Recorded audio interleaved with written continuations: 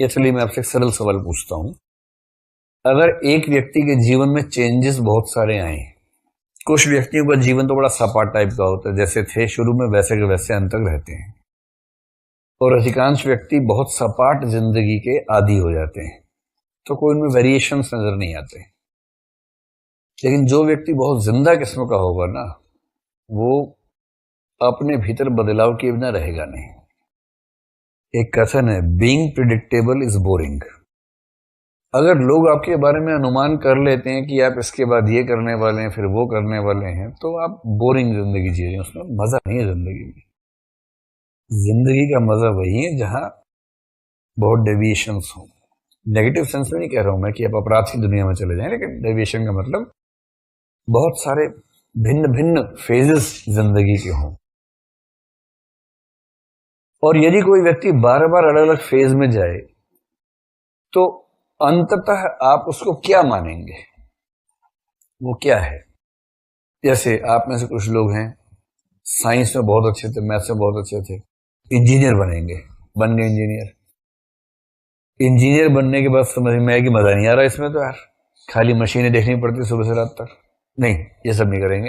क्या करेंगे? हम साहित्य पढ़ेंगे। साहित्य पढ़ा, अब क्या करेंगे?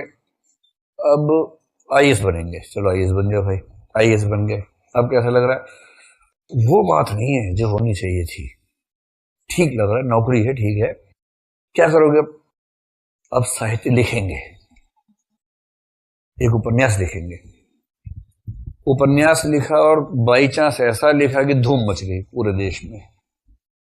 ज्ञानपीठ वाले ढूंढ रहे हैं, दिया लेके कहां पर है, कहां पर है। मिली निरा लेखक। किसी ने पूछा कैसा लग रहा है? बोले अब मजा आया पहली बार। अब क्या करोगे? अब इस्तीफा देके उपन्यास लिखेंगे।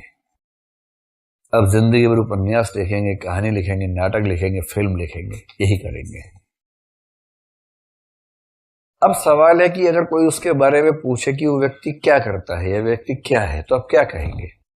इंजीनियर कहेंगे, उसको आईएएस अधिकारी कहेंगे, या साहित्यकार कहेंगे? और कहना उनमें से एक ही है। ये नहीं है कि तथा तथा लगा के तीन बोल दिया, ऐसे नहीं करना है। कहना एक ही, परिचय एक ही देना, तो क्या कहेंगे? साहित्यकार।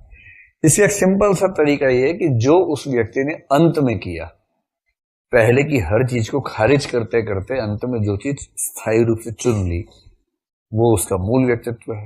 ये कबीर को पढ़ते हुए ये फिर हम सिमिली ड्रॉ करेंगे, यही तुलना लेंगे। लेकिन पृथुसेन उसको वो वाला नहीं चाहिए जो आध्यात्मिकता का प्रतीक है। पृथुसेन वो चाहिए जो जीवन में आसक्ति रखता है, जो जीवन जीना चाहता है। साथ में भंता भंती बन के घूमते रहेंगे तो ये कैसा जीवन है? चलो तुम यहाँ भिक्षा मांगो, मैं वहां भिक्षा मांग के आता हूँ। भिक्षाम देही, ये कोई जिंदगी है? ये क्या जिंदगी हुई? साथ में रहें, होरी और धनिया की तरह, जूतन पैजार हो, थोड़ी सी मार पिटाई आपस में हो, डांट डपट हो, लड़ाई झगड़ा भी हो, प्रेम भी हो, वही तो जिंदगी है। तो अंततः क्योंकि दिव्य आसक्ति के रास्ते पर लौट आई है, इससे यशपाल यही साबित करना चाह रहे हैं कि जीवन की छोटी मोटी विफलताओं से या दुखों से घबराकर अनासक्त हो जाना ठीक नहीं है। जितना जीवन है उस जीवन को ठीक से जीना चाहिए। ये इस उपन्यास का सार है जो मारीश्वर दिव्या के माध्यम से दिखाया है।